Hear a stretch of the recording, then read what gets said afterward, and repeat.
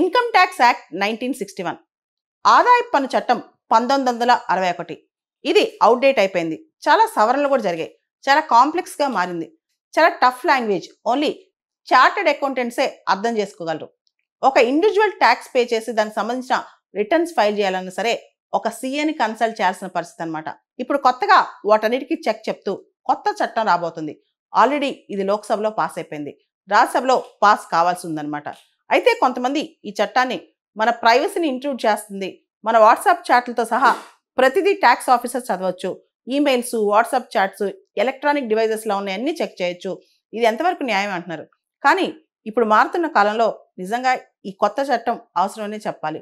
ప్రత్యేకంగా భారతదేశంలో 6.68 దాదాపు 7% మంది ఇన్కమ్ ట్యాక్స్ రిటర్న్స్ ఫైల్ చేస్తున్నారు. 2 to 2.5% మంది ట్యాక్స్ పే చేస్తున్నారు. ఈ సందర్భంలో ఇంతమంది ఎఫెక్ట్ చేసే ఒక కొత్త చట్టం వచ్చేస్తుంది అనమాట. అదే ఇన్కమ్ ట్యాక్స్ యాక్ట్ రాబోతోంది, పాత యాక్ట్ని రీప్లేస్ చేస్తూ.